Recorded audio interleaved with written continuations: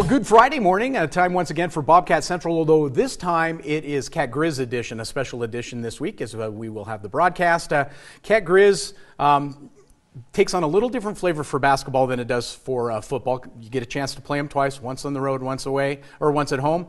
This week, Cats are on the road taking on the Grizzlies. Let's talk about men's and women's. What do we know going into this game tomorrow? Well, I think the biggest thing we know is we can throw out all the records out the window, because it really does not matter, you know, if you've got a winning record or a losing record. It is a battle of Montana, and that's what you're going to see on Saturday. If we start with the men, they're of course coming in, you know, looking for revenge, because they're probably got a little salty taste in their mouth after closing things out the way that they did at Idaho, and they're probably not going to try to have a slow start like they did against those Vandals. So you're going to see them just jump the gun quick. And then, of course, the women, they're riding on a 4-game win streak right now, just came off a huge 3 wins in 5 days, which was just insane. And you're seeing different players step up on every floor. And I kind of look at that women's team, and they're starting to hit this stride, but I don't even think that they've reached their peak yet. They're pretty dangerous as you keep going later on to the season, especially when you get to that Big Sky tournament. But this will be the real test on Saturday, because even though the Lady Grizz are 3-4 heading to this game, like I said, it's a battle of Montana, and you're going to see a battle on Saturday. I know a lot of coaches don't put a lot of stake in home court advantage and all of that. It's certainly nicer to sleep in your own bed in that part of home court advantage.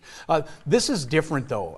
There's going to be a lot of people in that arena on Saturday that really don't like you, and they know a lot about you, though, too. I mean, that makes it a really challenging game to go into, because you are going into as a hostile environment as you're ever going to play it. And I have never been to Dahlberg Arena before, so I'm very excited to see what that is. But you're totally right. When you've got, you know, less people to worry about on a roster, people do their research to really get to know who the players are coming in.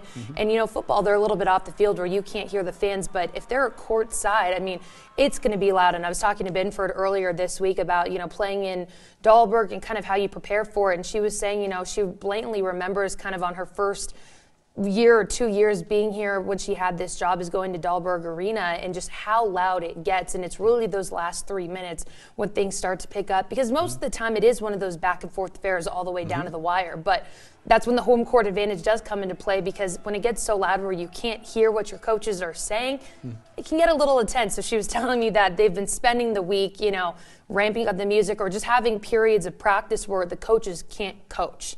And so it really allows the players to have to think on, you know, a whim, or make the plays for themselves, or make the play calls themselves, just because that's kind of what you're going to see on that environment on Saturday. It's going to be loud. So I'm mentally preparing myself for it. As I see it, just looking at the rosters, the Bobcats are in pretty good position for folks who've done that before. I mean, there's multiple key players on both the men's and women's teams who've had to play in that environment. They've been there. They've seen it. They know that. Doesn't necessarily make it any easier, but at least it won't be a shock walking in the door and hearing some of that come tomorrow. Yeah, both teams have some veteran players on their squad, but it will be interesting. I'm excited to see some of the new fresh faces on the men, because the women obviously are a huge veteran group.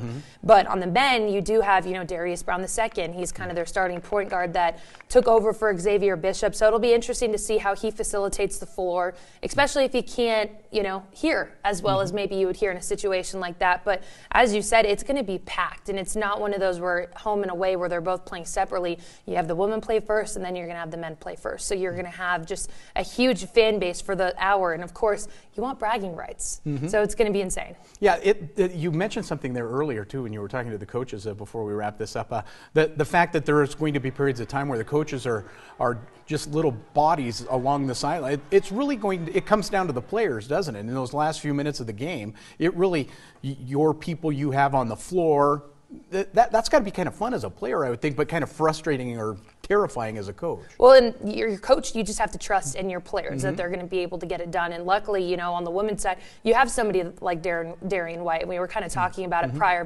before this, is just, you don't see her putting up all the numbers like you did maybe last year, but she's a creator. She's a facilitator. Yeah, she might only be scoring 10 points where she last year on average would average 20 apiece a game. But then you look at the 10 assists and you're like, oh, but she's facilitating 20 to 30 points a game.